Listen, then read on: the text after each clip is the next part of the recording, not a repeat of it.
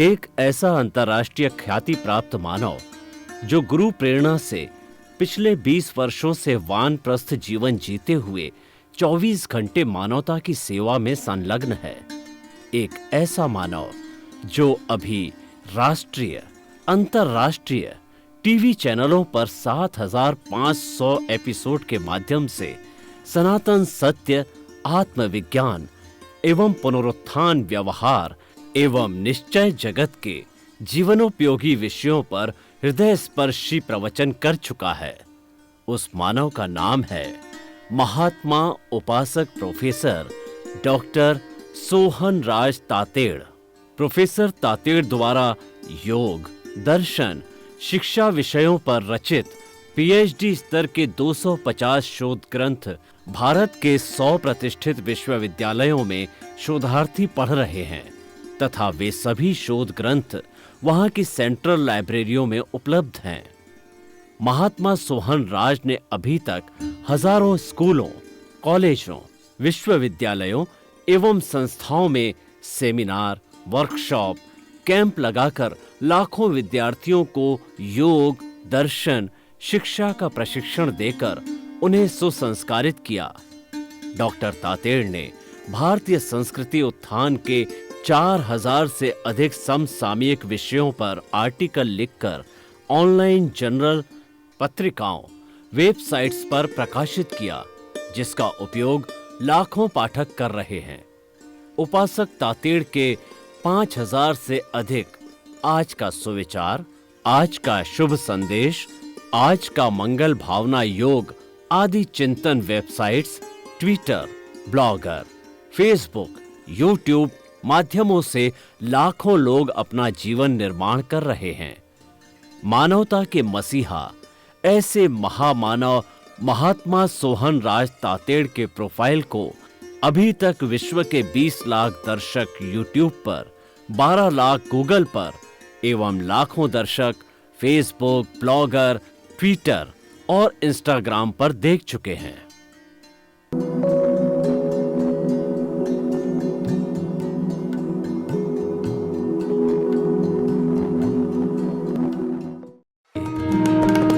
सुनिए, देखिए, समझिए सनातन सत्य।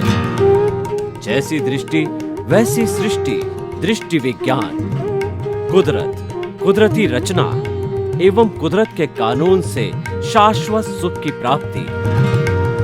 जोधपुर के परम पूज्य महात्मा उपासक प्रोफेसर डॉक्टर सोहन राज तातेड़ के निर्देशन में सनातन सत्य। जैसी दृष्टि वैसी सृष्टि, दृष्टि विज्ञान। भाई और बहनों, मातृशक्ति को नमन।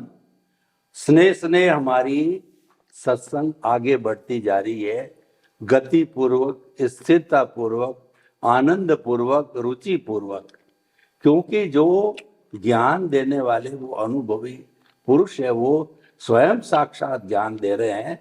तो ऐसे स्वामी जी को आप सभी की तरफ से बहुत बहुत हमारी कृतज्ञता। जय सच्चिदानंद। जय सच्चिदानंद। स्वामी जी, ये एपिसोड हम अध्यात्म साधना को समर्पित करते हैं कि किस तरीके से हमारी साधना का पुरुषार्थ करें। तो साधना की जब बात आती है तो प्रतीति, जागृति और अनुभव, तीन बातें सामने आती है। तो ये तीन चीज क्या है और क्या तीनों एक ही है, एक दूसरे के विरुद्ध है या एक दूसरे के पूर्वक है, तीनों कंपाउंड है और तीनों से कैसे प्राप्ति होती है और अल्टीमेटली जो है अनुभव को कैसे हम जो आगे बढ़ा करके मुक्ति को प्राप्त कर सकते हैं। कृपया इस सूत्र को थोड़ा सा खोल करके बताइए। प्रश्न के लिए धन्यवाद। देखो, आध्यात्म जगत के अंदर जो चीज पाना है उसकी पहले प्रतीति चाहिए और प्रतीति को आगे बढ़ाने के लिए अनुभव की ओर आगे बढ़ाने के लिए अवस्था में लक्ष्य चाहिए, और वो लक्ष्य रहेगा तो ही अनुभूति होगी। प्रतीति का मतलब होता है सिंपल बिलीफ, भी मैं शुद्धात्मा हूं, वो प्रतीति मेरे को हो गई ज्ञानी पुरुष के माध्यम से। अभी प्रतीति हो गई, मगर प्रतीति का उपयोग जो है वो लक्ष्य रहेगा अवस्था में, तभी तो होगा कि आज मैं मन से, वचन से, काया से जो कुछ भी काम कर रहा हूं, और मेरे सामने वाले व्यक्ति भी मन, वचन, काया से जो कुछ भी काम कर रहा है, उसमें मेरी दृष्टि होनी चाहिए कि मैं भी शुद्धात्मा हूं और वो भी शुद्धात्मा। तो ये प्रतीति का लक्ष्य रहा, और लक्ष्य रहा तो मालूम होगा कि अनुभूति क्या होगी। तो ये मन, वचन, काया चलाने वाला, मेरा मन, वचन, काया, उनका मन, वचन, काया चलाने वाला वो शुद्धात्मा नहीं है। तो शुद्धात्मा का रोल तो अवस्था में खाली कैटालिस्ट तरीके है। और हम जब अज्ञानी अवस्था में एक व्यक्ति को जब कर्ता और गुनहगार मानते हैं, तो उनको आत्मा को भी गुनहगार मान देते हैं, क्योंकि हम सेपरेट नहीं करते हैं। तो ये सबसे बड़ी गलती हो जाती है। प्रकृति की गलती को आप आत्मा की गलती मानते हैं, क्योंकि प्रकृति तो समाप्त हो जाएगी, आत्मा ही तो आगे जाएगा। तो इसीलिए अनुभव, प्रतीति, लक्ष्य और अनुभव, जो चीज की प्रतीति आपको अनुभवी ज्ञानी पुरुष के माध्यम से दृष्टि के रूप में मिली है, वो दृष्टि का उपयोग आपको अवस्था में करना है। और वो जो अवस्था है, वो अवस्था आपको इस प्रकार से देखना है कि ये जो अवस्था है उसमें मेरा लक्ष्य क्या होना चाहिए। मैं नामधारी हूं, प्रकृति हूं, या शुद्धात्मा हूं। मेरे को क्या प्रतीति मिली, मेरे को क्या दृष्टि मिली कि मैं शुद्धात्मा हूं। तो ये अवस्था में जो क्रिया हो रही है मन से, वचन से, काया से, इसमें मैं कौन हूं। तो कि मैं न विचार करने वाला हूं, न बोलने वाला हूं, न फिजिकल क्रिया करने वाला हूं, मैं तो शुद्धात्मा हूं। और ये क्रिया हो रही है। सेम वे सामने वाले मन, वचन, काया से भी क्रिया हो रही है। रियल स्पीकिंग वो भी क्या है, शुद्धात्मा है। तो ये प्रतीति का लक्ष्य जब अवस्था में रहेगा, तब सेपरेशन की अनुभूति होगी, नहीं तो नहीं होगी। तो पहले प्रतीति मिलना पहली बात है, फिर प्रतीति को लक्ष्य के रूप में उपयोग करना वो दूसरी बात है, और थर्ड स्टेप आएगा अनुभव। ऐसे करते करते प्रतीति के रूप में जो आपको लक्ष्य मिला है, शुद्धात्मा और अवस्था, ये दोनों अलग होती जाएगी। तो अवस्था आपकी प्रकृति या सामने वाले की प्रकृति, दोनों की प्रकृति की अवस्था एक ही कंट्रोलर है, कुदरती रचना है। तो उसमें अलग अलग देखने की जरूरत नहीं है। ये दोनों का कर्मों का पैकेज है। दोनों की प्रकृति और अवस्था, बिगिनिंग एंड एंड, वो कुदरती कानून से चलता है। तो उनको एक ही पैकेज देखो, दो नहीं देखो। अवस्था के रूप में दो दिखता है, मगर एक ही पैकेज है। ये पैकेज खत्म हो रहा है। तो जैसे पैकेज का मतलब क्या होता है, एक पैकेट में हमने 5 रुपया रखा, दूसरे पैकेट में 500 रखा, तीसरे के पैकेट में 5,000 रखा, चौथे पैकेट में 5 लाख रखा। तो ये अलग अलग प्रकार का पाप पुण्य का पैकेज है। और ये पैकेज यहाँ क्या होता है, खत्म हो रहा है। और वो खत्म हो रहा है, वो कुदरती रचना है, क्योंकि हम शुद्धात्मा है। हम शुद्धात्मा खत्म नहीं हो रहे हैं, और सामने वाले में शुद्धात्मा है, वो भी खत्म नहीं हो रहा है। तो ये हमारे सम्यक ज्ञान, सम्यक दर्शन का प्रयोग में ये प्रतीति, लक्ष्य, अनुभव बहुत काम में आता है। तो मैं बार बार कहता हूं कि विज्ञान वो अनुभूति का विषय है, विज्ञान जागृति का विषय है, विज्ञान उपयोग का विषय है, विज्ञान सिर्फ नॉलेज का विषय नहीं है। नहीं है। आप नॉलेज से विज्ञान को अनुभव करना चाहते हैं तो नहीं होगा। नॉलेज प्राइमरी है। क्या है? प्राइमरी। उसको डाइजेस्टिंग के फॉर्म में कन्वर्ट करना, इसको मति ज्ञान कहते हैं। और वो मति ज्ञान से ही एप्लीकेशन इजी होगा, क्योंकि आपने डाइजेस्ट किया है, सुना नहीं है, पढ़ा नहीं है, इसको क्या किया है? डाइजेस्ट किया है। उसको मति बोलते हैं। मति मतलब आपकी समझ में उसको ढाला है, बुद्धिपूर्वक। हाँ, सुना तो था, पढ़ा तो था, मगर वो आपने आपकी समझ में ढाला ताकि आप इसका यूज कर सको। तो इसीलिए मति ज्ञान की आध्यात्म जगत में बहुत बड़ी वैल्यू है। और बिना मति ज्ञान एप्लीकेशन हो सकता है? नहीं है। तो इसीलिए यहाँ इंपॉर्टेंट बात है कि हमको जो दृष्टि मिलती है ज्ञानी पुरुष के माध्यम से, वो दृष्टि कर्म के फल स्वरूप मिली है। क्या मिली है? कर्म के फल, प्रतीति। मगर लक्ष्य और अनुभव ये दोनों पुरुषार्थ में जाएगा। प्रतीति आपको पुण्य से मिली, मगर प्रतीति का उपयोग और अनुभव वो पुरुषार्थ से होगा, वो पुण्य से नहीं होगा। तो ये बहुत इंपॉर्टेंट है। इसीलिए तीन बातें, प्रतीति, लक्ष्य और अनुभव। तो प्रतीति प्राइमरी है, वो अनुभवी ज्ञानी पुरुष के माध्यम से दृष्टि के रूप में मिलता है, और बाद में मति ज्ञान में कन्वर्ट करके आप इसका एप्लीकेशन करके अनुभव कर सकते हैं। इस प्रकार से आध्यात्म जीवन में हम आगे बढ़ सकते हैं। स्वामी जी आपका बहुत बहुत धन्यवाद। प्रीति जो होती है वो ये ज्ञानी पुरुष के द्वारा करवाई जाती है कि आप कौन हो, क्योंकि ये उनका विषय होता है, उनका अतिशय होता है। उसके माध्यम से वो अनंतानुबंधी कषाय को तोड़ करके आपको प्रतीति करा देते हैं कि आप शुद्ध आत्मा हो। लेकिन उसकी एप्लीकेशन, उसको बार बार जागृति या लक्ष्य के अंदर रखेंगे, वो जो प्रतीति करवाई हो मति पूर्वक जो है आपके भीतर डाइजेस्ट होकर के, और फिर वो जागृति के रूप में, लक्ष्य के रूप में आकर के और रेगुलर चलती रही, इसी का नाम साधना है। और जब ये चलती रहेगी तो अनुभव में कन्वर्ट होती रहेगी, और ये अनुभव बढ़ते बढ़ते एक दिन केवल दर्शन, केवल ज्ञान और मुक्ति की अवस्था तक पहुंच जाएगा।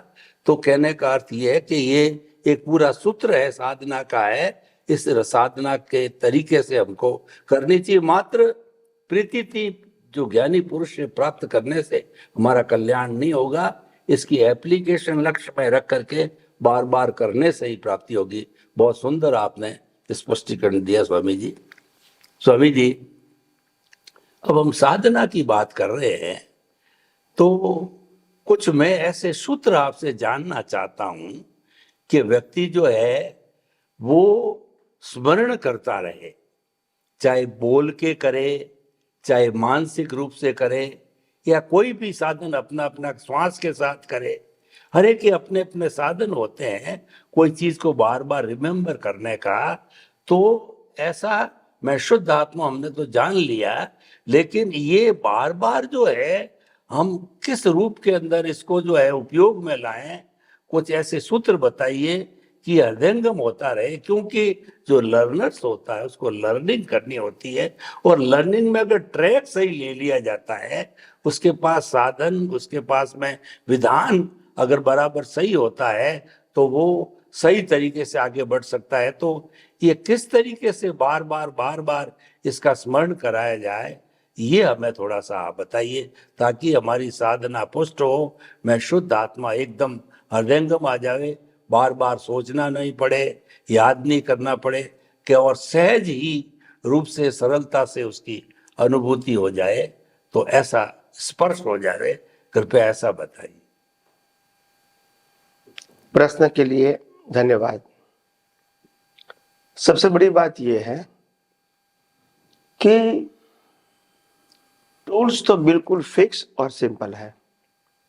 आत्मा की अनुभूति के लिए आत्मा के अलावा जो कुछ भी अवस्था दिखती है, इसको कुदरत, कुदरती कानून और कुदरती रचना के रूप में देखने का प्रयास करना चाहिए।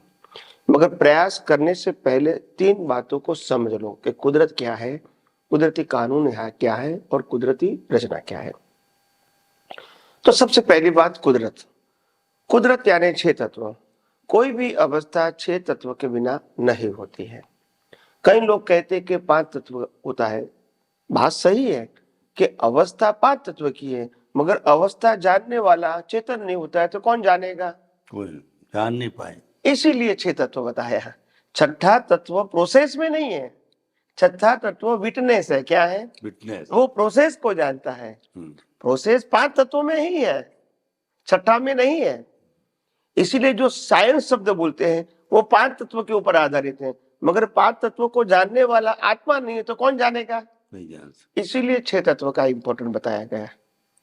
तो 5 तत्वों में सबसे बड़ा तत्व है जड़ तत्व, और जड़ तत्व की अवस्था को सहाय करने के लिए बाकी के 4 तत्व है: गति सहायक, स्थिति सहायक, टाइम एंड स्पेस। तो गति सहायक जो जड़ तत्व है उनकी अवस्था को ये 4 तत्व लागू होते हैं। इनको गति सहायक चाहिए कोई भी अवस्था को, स्थिति सहायक चाहिए कोई अवस्था को, समय चाहिए, और स्पेस चाहिए, तभी ये अवस्था की बिगिनिंग एंड एंड होगी। तो ये जो प्रोसेस होती है, तो ये जो 6 तत्व है, तो 6 तत्व के बिना कोई भी अवस्था होती भी नहीं है और अवस्था को जानने वाला भी नहीं होता है। तो पहले ये समझो कि ये अवस्था में 6 तत्व इंक्लूड है। दूसरी बात, अभी तत्व तो अविनाशी है, तो फिर अवस्था का रूप कैसे धारण करते हैं? तो वो कुदरती कानून के हिसाब से धारण करते हैं, क्योंकि खुद का अस्तित्व मिटता नहीं है और अवस्था बन के खत्म हो जाती है उनकी सहायता से। जैसे ये हमारा शरीर है, वो जड़ तत्वों से बना है, अनेक जड़ तत्वों से बना है, और वो जड़ तत्व जो है वो तत्व के रूप में नहीं दिखता है, अवस्था के रूप में दिखता है। और अवस्था को अवस्था की बिगिनिंग और एंड के रूप में रखने के लिए इनको गति सहायक, स्थिति सहायक, समय और स्पेस चाहिए, तभी ये अवस्था बिगिनिंग और एंड के रूप में कंप्लीट होती है। तो जब कोई भी अवस्था को आप देखते हैं तो उसमें मालूम होना चाहिए कि उसमें कुदरत और कुदरती कानून इनबिल्ट है। जो अवस्था दिखती है इसमें, और अगर ये अवस्था में कुदरत और कुदरती कानून इनबिल्ट होकर अवस्था बनती है तो ये अवस्था के लिए कोई भी व्यक्ति जिम्मेदार नहीं हो सकती है, जिम्मेदार भी नहीं हो सकती है, कोई अवस्था का मालिक भी नहीं हो सकता है, और कोई भुगतान करने वाला भी नहीं हो सकता है। तो ये कर्ता, भोक्ता और मालिकी तीनों यहाँ समाप्त हो जाती है विज्ञान के उपयोग से, और अपना शुद्धात्मा पद इंटैक्ट रहता है, क्योंकि वो प्रोसेस के अंदर नहीं है, वो तो विटनेस है। विटनेस वो जान, वो प्रकाशक है। अवस्था को क्या करना है? प्रकाशक है, प्रकाशक। हाँ, तो इसीलिए ऐसा जानते हैं तो हमको मालूम होता है कि क्यों अवस्था में कोई कर्ता नहीं है, मालिक नहीं है, भोक्ता नहीं है और निर्दोष है। आप समझे ना? ये धीरे धीरे समझ में आता है, और बाद में मोह भी चला जाता है, क्योंकि ये अवस्था जब कुदरती रचना है तो जन्म से मौत तक की सभी अवस्था आ गई, तो इसमें मोह करने की क्या जरूरत है? जब कुछ पाना और खोना है ही नहीं, हिसाब ही खत्म करना है, तो मोह की क्या जरूरत है? और तीसरी बात, अज्ञानता के माध्यम से हम सुख पाने के लिए साधन और अवस्था में इंटरेस्ट रखते हैं, मगर हमको मालूम होता है कि अवस्था को प्रकृति की है, हमारी नहीं है। ये तो सिर्फ हमारी बिलीफ है कि ये अवस्था से हमको सुख मिलता है, वो बिलीफ है। वास्तव में सुख तो हमारा स्वभाव है, हमारी हाजिरी से अवस्था है, अवस्था की हाजिरी से हम नहीं है। तो मूल सुख तो हमारा है, मगर अज्ञानता के वश हमने सुख की बिलीफ अवस्था के ऊपर ढाल दिया, बस ये हमारी अज्ञानता हो गई, और इसीलिए कर्म हुए और राग द्वेष हुए। तो ये जैसे जैसे विज्ञान समझ में आता है, सिंपल भाषा में, कुदरत, कुदरती कानून और कुदरती रचना के रूप में, वैसे वैसे आपको ये संसार में अलिप्त रहना, मन वचन काया उनकी अवस्था से मुक्त रहना, और आत्मा में निश्चय के रूप में स्थिर होना आपके लिए आसान हो जाएगा। उसमें बहुत सारी क्रियाओं को, बहुत सारे फिजिकल ज्ञान को, शब्दिक ज्ञान को जरूरत नहीं है। तो ये बहुत सिंपल है। हाँ, समझने के लिए समय निकालो, समझने के बाद एप्लीकेशन और एक्सपीरियंस इजी हो जाएगा। बिना समझे स्पीड करना चाहोगे, स्पीड नहीं होगा। मैंने बहुत बार कहा है, आध्यात्म का मार्ग, आध्यात्म का पुरुषार्थ का मार्ग वो स्पीड का मार्ग नहीं है, वो धीरज का मार्ग है, पेशेंस का मार्ग है। आपको अवस्था को साइंटिफिक देखना है, ऐसा नहीं बोलना है कुदरती रचना है। बोलना तो प्राइमरी होता है, धीरे धीरे आपको कुदरती रचना दिखनी चाहिए, क्योंकि कुदरती रचना का मतलब कुदरत और कुदरती कानून इनबिल्ट है। तो ये कुदरती रचना व्यवस्थित शक्ति की तरह मैकेनिकल नहीं होना चाहिए, जागृति पूर्वक होना चाहिए। एक प्रोसेस के फॉर्म में आप उसको देखते हैं, टाइटल के फॉर्म में नहीं। आपने बोल दिया कुदरती रचना, वो टाइटल हो गया, टाइटल नहीं, उसमें कुदरत और कुदरती कानून इनबिल्ट है, ऐसा देखो। तो धीरे धीरे आपको और ज्यादा ये बातें आगे हम समझाने की कोशिश करेंगे। आपने जो साधना के सूत्र दिए कि एक मुमुक्षु जिज्ञासु महात्मा साधना में कैसे आगे बढ़ता रहे, तो आपने बहुत सुंदर बातें बताई कि सबसे पहले कुदरती कानून और कुदरती रचना को जानना जरूरी है। कुदरती रचना तब जानी जाएगी जब कुदरत और कुदरत का कानून उसमें यूनिबिल्ट है, ये आपके समझ में आ जाना चाहिए। खाली कुदरती रचना कहने से जो है वो आपके समझ में नहीं आएगा। ये आपने बहुत सुंदर व्याख्या दी, कुदरत की आपने पूरी व्याख्या बताई कि 5 जो मुख्य जड़, गति सहायक, स्थिति सहायक, टाइम और स्पेस, ये 5 होते हैं। उनसे अवस्थाएं जो बनती है और जो उसको जानने वाला छठा तत्व जो है वो चेतन तत्व मिलता है। जब उसको जानने, देखने, अनुभूति करने वाला मिलता है, तभी जाकर के और ये जो अवस्था रूप के अंदर ये सारा कार्य होता है। तो इन सब चीजों को समझने के लिए हमको कुदरत, कुदरती रचना, कुदरत के कानून को समझना होता है। जब ये हमारे समझ में आ जाता तो धीरे धीरे हमारा ज्ञान दर्शन का डेवलपमेंट होता रहता है और हम आगे बढ़ते रहते हैं, मुक्ति के मार्ग की ओर बढ़ते रहते हैं। और हमारा जितना ये रिलेटिव ट्रुथ है, जो हमारा पुण्य पाप से जुड़ा होता है, ये धीरे धीरे हमारा जो अज्ञान है ये धीरे धीरे इरेज होता रहेगा। तो लक्ष्य हमारा ये है कि अज्ञान को जो है हमें इरेज करना है, हमें पुण्य पाप को ज्यादा बढ़ाना या उसको तवज्जो नहीं देना है। और जब अज्ञान इरेज होता, जितना अज्ञान इरेज होता रहेगा, विज्ञान बढ़ता जाएगा, विज्ञान बढ़ता जाएगा तो ज्ञान दर्शन स्थिर होता जाएगा, ज्ञान दर्शन स्थित होता जाएगा तो एक स्थिति मुक्ति की एक न एक दिन अवश्य आएगी। स्वामी जी, बहुत सुंदर आपने सारा स्पष्टीकरण दिया, बहुत बहुत धन्यवाद। जय सच्चिदानंद। जय सच्चिदानंद।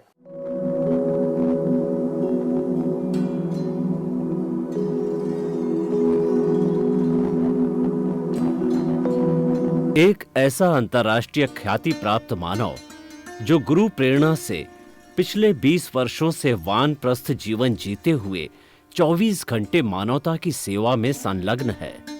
एक ऐसा मानव जो अभी राष्ट्रीय, अंतर्राष्ट्रीय टीवी चैनलों पर 7,500 एपिसोड के माध्यम से सनातन सत्य, आत्मविज्ञान एवं पुनरुत्थान, व्यवहार एवं निश्चय जगत के जीवनोपयोगी विषयों पर हृदय स्पर्शी प्रवचन कर चुका है। उस मानव का नाम है महात्मा उपासक प्रोफेसर डॉक्टर सोहन राज तातेड़। प्रोफेसर तातेड़ द्वारा योग, दर्शन, शिक्षा विषयों पर रचित पीएचडी स्तर के 250 शोध ग्रंथ भारत के 100 प्रतिष्ठित विश्वविद्यालयों में शोधार्थी पढ़ रहे हैं तथा वे सभी शोध ग्रंथ वहां की सेंट्रल लाइब्रेरियों में उपलब्ध हैं। महात्मा सोहन राज ने अभी तक हजारों स्कूलों, कॉलेजों, विश्वविद्यालयों एवं संस्थाओं में सेमिनार, वर्कशॉप, कैंप लगाकर लाखों विद्यार्थियों को योग, दर्शन, शिक्षा का प्रशिक्षण देकर उन्हें सुसंस्कारित किया। डॉक्टर तातेड़ ने भारतीय संस्कृति उत्थान के 4000 से अधिक समसामयिक विषयों पर आर्टिकल लिखकर ऑनलाइन जर्नल, पत्रिकाओं, वेबसाइट्स पर प्रकाशित किया, जिसका उपयोग लाखों पाठक कर रहे हैं। उपासक तातेड़ के 5000 से अधिक आज का सुविचार, आज का शुभ संदेश, आज का मंगल भावना योग आदि चिंतन websites, Twitter, blogger, Facebook, YouTube माध्यमों से लाखों लोग अपना जीवन निर्माण कर रहे हैं। मानवता के मसीहा ऐसे महामानव महात्मा सोहन राज तातेड़ के प्रोफाइल को अभी तक विश्व के 20 लाख दर्शक यूट्यूब पर, 12 लाख गूगल पर एवं लाखों दर्शक फेसबुक, ब्लॉगर, ट्विटर और इंस्टाग्राम पर देख चुके हैं।